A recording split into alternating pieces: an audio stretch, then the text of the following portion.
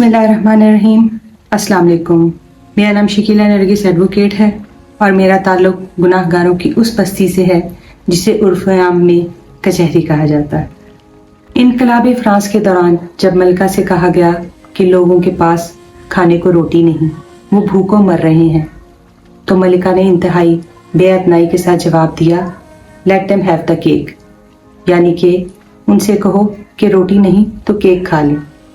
फ्रांसीसी मलिका का ये तारीखी जुमला आज भी बेहिसी और सफाकियत की एक बदतरीन मिसाल के तौर पर याद रखा जाता है। हजरत अली का कौल है कि कुफ्र का निज़ाम चल सकता है मगर जुल्म का नहीं। जिस मुआशरे में गरीब के हाथ में रोटी के बजाय बिजली का बिल थमा दिया जाए, वहाँ सिर्फ खुदकुशियाँ ही होंगी।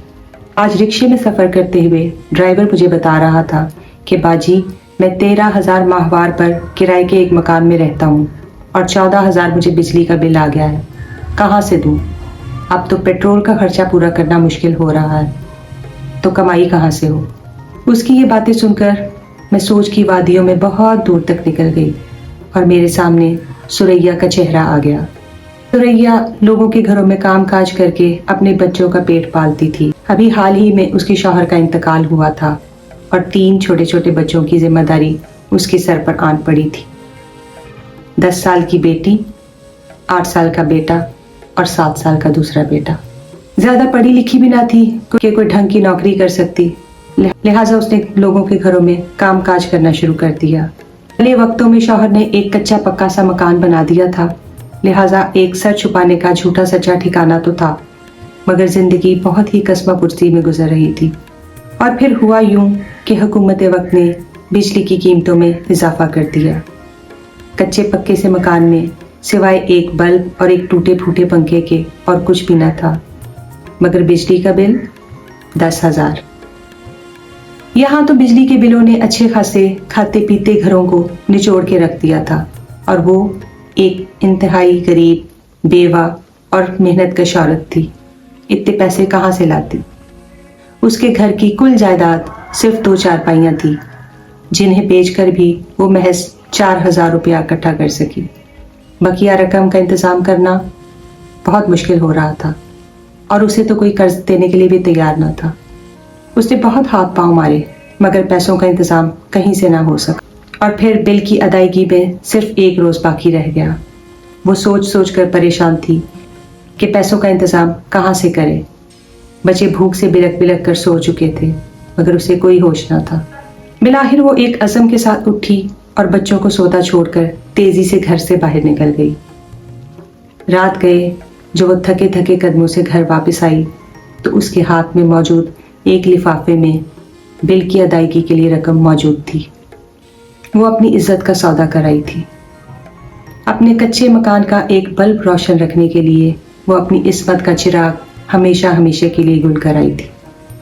और फिर ये सिलसिला चल निकला और हर महीने बाकायदगी से उसका बिजली का बिल अदा होने लगा। वक्त गुजरता रहा और फिर हुकूमत वक्त ने एक दफ़ा फिर बिजली की कीमतों में इजाफा कर दिया। इस बार जब वो बिल की अदायगी के लिए सेठ के पास गई तो वो बोला कि इस दफ़ा अपनी बेटी को लेकर आओ क्योंकि बिल बहुत ज़्यादा है। ये सुनकर उसके हाथ पांव सुन हो गए। वो खुद भले ही इस दलदल में धंस चुकी थी, मगर उसने अपने बच्चों और खुसूसन अपनी बेटी को इस गंदगी से बहुत दूर रखा था। वो बिल्कुल मासूम थी, लेकिन सेठ की गलीज निगाहें उस तक पहुंच चुकी थी। सेठ की बात से उसकी रूह तक कांप गई। वो गुस्से और बेबसी के मिले जुले जज्बात के साथ भारी कदमों से वहां से निकली और एक अज़म के साथ घर का रुख किया। रास्ते में उसने एक दुकान से कुछ खरीदा और दुपट्टे के पल्लू से बांध लिया। वो चूहे मार गोलियां थीं। उसने रास्ते से थोड़ी सी मिठाई भी खरीदी और घर पहुंचते ही चूहे मार गोलियां पीसकर मिठाई में मिक्स की। पहले बेटी को खिलाई, फिर बेटों को और आखिर में खुद भी खा ली।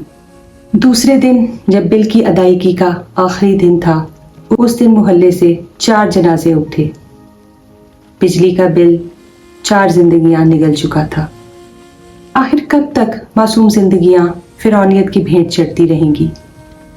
कब तक, आखिर कब तक जुल्म, जबर और बेहिसी के अफरेद इस्मतों की कुर्बानियां लेते रहेंगे? कब हुक्मरानों के दिल में भी आवाम का दर्द जागेगा? कब आवाम को रोटी, कपड़ा, मकान के साथ साथ सस्ता और फौरी इंसाफ भी मिल सकेगा? आखिर कब इंसानियत इस कर्ब व अजियत के शिकंजे से निकल सकेगी? रोज लोग बिलों की वजह से खुदकुशियां कर रहे हैं। ये सिलसिला आखिर कहाँ जाकर रुकेगा?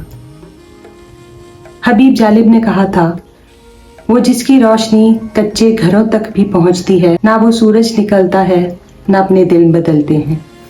मेरी अरबाब इख्तियार से गुजारिश है कि खुदारा आवाम का दर्द सुने और उसका मदावा भी करे, इससे पहले कि उनकी आह अर्श इलाही को हिला दे। क्योंकि सागर सिद्दीकी ने कहा था, जिस अहद में लुट जाए फकीरों की कमाई, उस अहद के सुल्तान से कोई भूल हुई है। मैं आप सबसे भी गुजारिश करूंगी कि खुदारा अपने इर्द गिर्द नजर दौड़ाएं, कहीं कोई इस्मत महज बिजली के एक बिल की वजह से तो रुसवा नहीं हो रही, कहीं कोई मजबूर महज चंद रुपयों की खातिर जिंदगी की बासी तो नहीं हार रहा। अगर आप चाहते हैं कि हम आपकी आवाज़ बने तो अपनी स्टोरी हमारे साथ ज़रूर शेयर करें। हम आपकी आवाज़ लोगों तक पहुंचाएंगे। आज के एपिसोड के मुतालिक अपनी राय से हमें ज़रूर आगाह करें, और अगर आपको हमारी आज की कानून कहानी पसंद आई हो तो इसे लाइक भी करें और शेयर भी करें, और हमारे चैनल को सब्सक्राइब करना ना भूलिएगा। अपना बहुत ख्याल रखिएगा। जज़ाकल्लाह खैर।